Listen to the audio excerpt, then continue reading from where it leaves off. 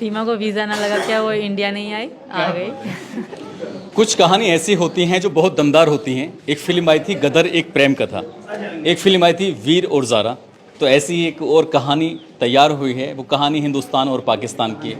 कहानी अगर हिंदुस्तान पाकिस्तान की हो, बात मैच की हो, तब भी ये कहानी हमेशा वायरल होती हैं। और मैं बात कर रहा हूँ, कहानी हिंदुस्तान में बनाई है सचिन ने और कहानी पाकिस्तान की है। दो अलग अलग कहानियाँ हैं। हम ये सीमा हैदर हैं जो पाकिस्तान के सिंध प्रांत की रहने वाली हैं, जो फ़िलहाल कराची में रह रही थी। इनके साथ 4 बच्चे भी हैं और शादी हो चुकी थी इनकी, लेकिन पबजी से मोहब्बत हुई। और पबजी से मोहब्बत हुई सचिन से। सचिन ये सामने है, गोद में एक बच्चा है, वो प्यारा सा, वो यही इनका सबसे छोटा बच्चा है। लेकिन ये बीच में आप एक नया शख्स देख रहे होंगे। ये अभी तक शायद किसी के कैमरे पे नहीं होंगी। ये हैं सचिन की मम्मी।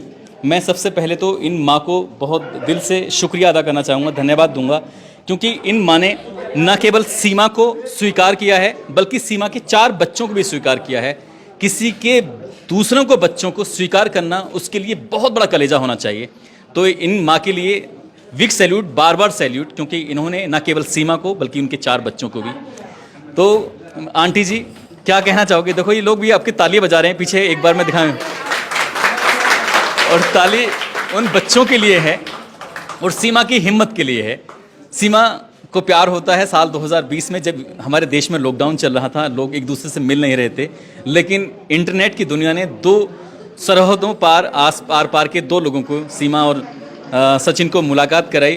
पहले पबजी से फिर दोस्ती होती है, दोस्ती के बाद फिर प्यार में बदल जाती है। मिलते हैं, उसके लिए नेपाल में 7 दिन रहते हैं। 7 दिन रहने के बाद फिर, अब ये कहानी तो सबने देखी है, लेकिन मैं सबसे पहले माँ के पास जाना चाहूँगा। माँ जी, आप अपने बेटे को और अपने इन बच्चों को, जो बहुत प्यारे से नन्हे मुन्ने बच्चे हैं, इन्हें किस रूप में देखती हैं? कैसा लग रहा है आपको? खूब अच्छा लग रहा है और खूब प्यारे लग रहा है, बच्चा भी और बहू भी, दोनों बच्चे भी।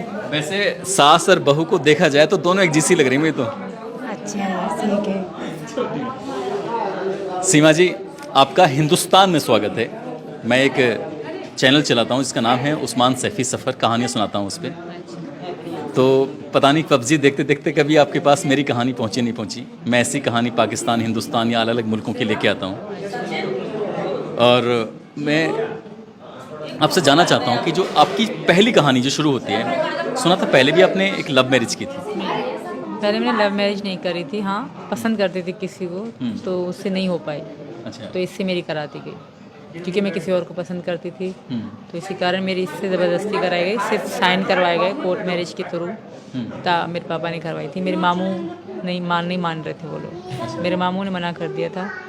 पर हमारे यहाँ ऐसा होता है, अगर आप किसी को पसंद करोगे ना, तो मतलब आपको फिर क्राइम में मतलब कहेंगे इसने गलत कर दिया, बेइज्जती हो गई, मतलब बहुत गलत समझा जाता है किसी को पसंद करना हमारे यहाँ। नहीं, ये बात तो यहाँ भी है कि बेटियाँ अगर माँ बाप की मर्ज़ी से जाती हैं तो खुशी होती है, बेटियाँ अगर अपनी मर्ज़ी से जाती हैं तो थोड़ी तकलीफ होती है।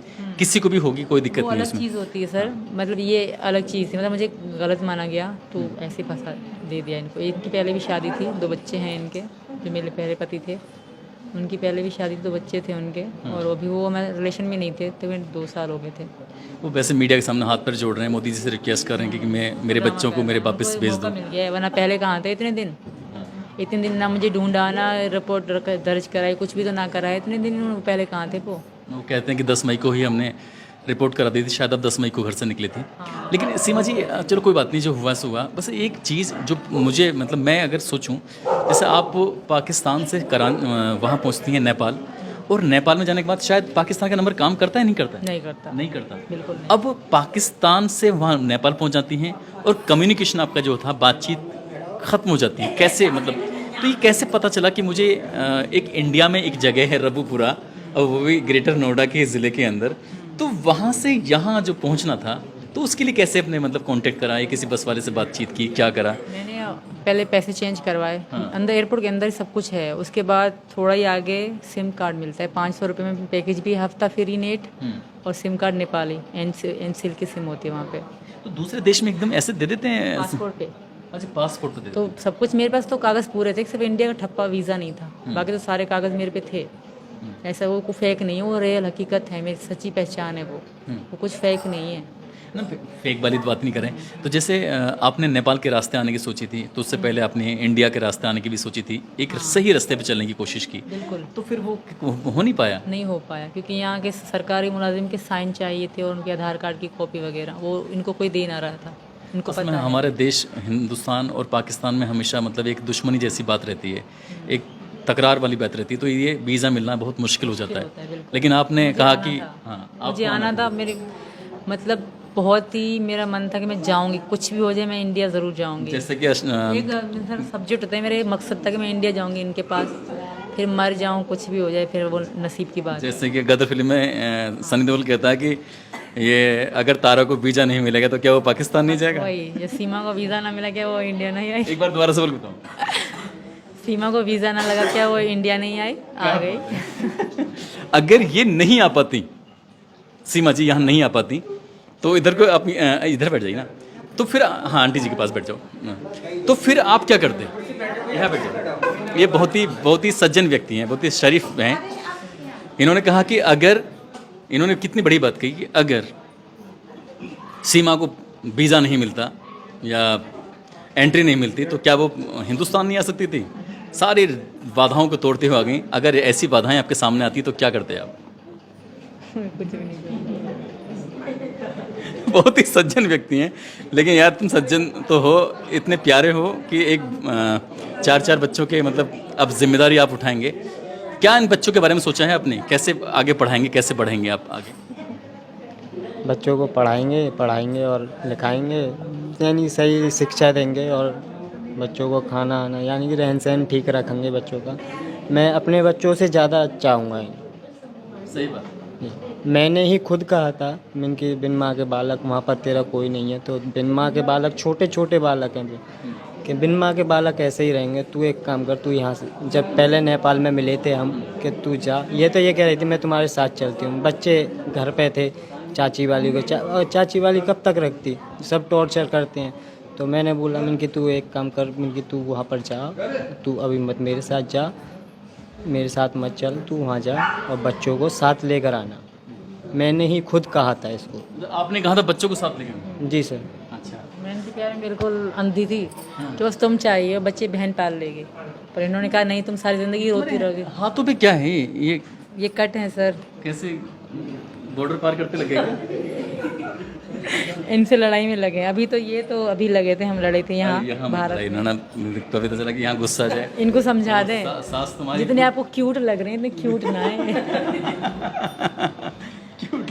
हाँ सच में बहुत लड़ते हैं यहाँ पे। अच्छा। और वो वहीं पे ये बीड़ी बीड़ी पी रहे थे तो मन। जैसे एक बार को, जैसे आपको आपकी वजह से, ये तो मैं आपकी वजह से कहूँ, आपकी वजह से सचिन के पापा को जेल में रहना पड़ा, तो ये अरे देखो प्यार में तो इतना, हाँ तो मेरे बच्चों को जेल में जाना पड़ा, बच्चों को भी मोहब्बत के कारण। मेरी वजह से ये कैसे गए? अगर ये ना बुलाते शायद मैं ना आती, शायद ये ना पटाते शायद मैं ना पढ़ती, माँ खुश बैठी थी। फिर भी जैसे क्या आपको लगा नहीं है कि अब मैं पता नहीं कहाँ किस दलदल में आ गई? मेरा ये बिल्कुल नहीं था कि इनके पापा को जेल हो। इनके पापा की मैं बहुत इज्जत करती हूँ, बहुत हद से ज़्यादा। मेरे कभी भी नहीं था कि, फिर भी मुझे इसी बात की चिंता थी कि पता नहीं पापा कब निकलेंगे। अगर हम सब जेल में थे तो मुझे अपनी या बच्चों की, इनकी भी नहीं थी, पापा की थी कि वो चले जाएं, और मम्मी वालों की थी कि पीछे कमाने वाला कोई भी ना था। बाबा बेचारे बूढ़े हैं और विकास वाले छोटे हैं। तो हमने पुलिस वाले से भी रिक्वेस्ट करी कि हमारा बहुत सारा सामान वहाँ कमरे में पड़ा है, वो घर पे पहुँचा दी, पापा हमारे साथ हैं। इस बात का मुझे भी दुख है। सचिन के पापा से बात हो रही थी तो सचिन के पापा कह रहे थे कि भैया मैं 2 दिन जेल में रहा, बहुत गरीब आदमी है, पेड़ पौधे लगा के वो बेचते हैं, जाके शहर में जाते हैं गांव से, और वहाँ पेड़ पौधे बेचते हैं, तब उससे घर का खर्च चलता है। तो अब आप पढ़ी लिखी कितनी है? 5। अच्छा 5वीं, लेकिन आपकी जो जहनियत है बहुत अच्छी है, आप चीज़ों को बहुत जल्दी से बारीकी से समझ लेती हैं। अब दोनों मिल के काम करना, ताकि मिल के काम करेंगे तो जल्दी आगे बढ़ जाएंगे। I think. और आपके पड़ोसी पता है आपको कितने अच्छे हैं? अरे तुम पड़ोसी घर में बैठी हुई इतने अच्छे हैं? ये सर तो बहुत अच्छे हैं, चाचा जी तो बहुत से ज़्यादा अच्छे हैं। इन्होंने तो, इनके कारण शायद हम आज बाहर हैं। हाँ, पता है आपके पड़ोसी क्या कह रहे थे कि इन बच्चों को हम किसी भी कीमत पर परेशान नहीं होने देंगे, इन बच्चों को हम अपनी तरह समझेंगे। और एक बार गांव की तरफ दिखाओ, और इन गांव के लोगों ने भरोसा दिलाया है इन चारों बच्चों के लिए कि इनकी पढ़ाई लिखाई की जिम्मेदारी हम मिलके उठाएंगे, पूरा गांव उठाएगा। यही बात है ना? मेरे एक बार गांव वालों के लिए तो आपस में ताली बताओ यार।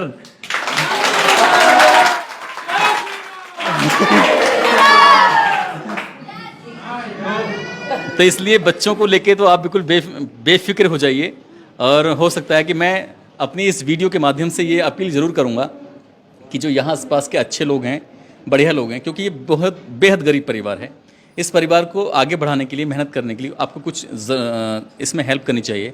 यहाँ के स्थानीय विधायक हों या फिर स्थानीय प्रशासन हो, इस परिवार की आर्थिक रूप से मदद करे ताकि इन चारों बच्चों की परवरिश, बाकी अभी आगे प्रशासन ने कुछ ना कुछ तो सोचा ही होगा इन बच्चों को लेकर कि बच्चे यहाँ रहेंगे नहीं रहेंगे, क्या शर्तें हैं क्या नहीं शर्तें हैं। तो खैर ये टेक्निकल चीज़ें हैं, मैं इस बारे में नहीं, लेकिन मैं भावनात्मक रूप से बात कर रहा हूँ, क्योंकि अगर हमने कोई जिम्मेदारी ली है तो उस जिम्मेदारी को हमें पूरी ईमानदारी के साथ निभाना है। ऐसा नहीं, ये खेल एक दिन का नहीं है, ये खेल कम से कम हर बच्चा जब 18 साल तक कंप्लीट नहीं हो जाएगा तब तक उसकी एजुकेशन का भी सवाल है। हालांकि सरकार एजुकेशन को लेकर अच्छे कदम उठाती है, लेकिन आप जैसे आपको अपना खोया हुआ प्यार है मिल गया है, तो ऐसे ही बच्चों के लिए क्या सोचा है आपने अपने लेवल पर? बच्चों के लिए मतलब किस तरह तालीम के बारे में, पढ़ाई तालीम के बारे में ज़ाहिर देंगे। आज ऐसा नया दौर है, फास्ट है बिल्कुल, तो पढ़ाई तो बच्चों की लाजमी है। अभी 3 पढ़ेंगी, ये बाद में। पहले तो यही प्रार्थना है भगवान से कि हमें यहाँ की मतलब मिल जाए इजाज़त रहने की, ताकि हम यहाँ के आधार कार्ड बनवा लें, नागरिकता मिल जाए। आपके हस्बैंड जो सऊदी अरब में बैठे हैं अपील कर रहे हैं कि मुझे मेरी पत्नी मेरे बच्चों को वापस भेज दो, रिक्वेस्ट कर रहे हैं, रो रहे हैं, अभी और नाटक भी कर सकते हैं, कुछ भी कर सकते हैं, तो अगर वो कामयाब हो जाते हैं तब क्या करोगी? वो नहीं होंगे कामयाब, अगर हो जाते हैं तो मर जाऊँगी, मतलब यहाँ से नहीं जाऊँगी सर। इन्होंने कहा कि मर जाऊंगी, लेकिन यहाँ हिंदुस्तान की इस सरजमी को छोड़ना नहीं है, सचिन का साथ नहीं छोड़ना है। और मैं सचिन की मम्मी को, सचिन के पापा को एक बार फिर से सैल्यूट करता हूँ, क्योंकि उन्होंने एक नहीं 4 बच्चों को इस सीमा हैदर के साथ अपनाया है। और वाकई ये बहुत बड़े कलेजे की बात है, और इस गांव के बड़ा कलेजा है। क्यों? क्योंकि इस गांव ने इनको अपना लिया है, यहाँ के आसपास के लोगों ने इन्हें अपनाया है। और दोस्तों, इस पूरी घटनाक्रम को, पूरी कहानी को सुनाने का उद्देश्य भी किसी को परेशान करना नहीं है, बल्कि दिखाना था आपको कि इस दुनिया में कितने कितने बड़े दिल वाले लोग रहते हैं। और सचिन, उनके परिवार को एक बार फिर से शुभकामनाएं, जो बहुत ही अच्छी सुंदर सी बहू लेके आए हैं। बहुत बहुत शुक्रिया, अपना ख्याल रखें, खुश रहें। जय हिंद, जय भारत।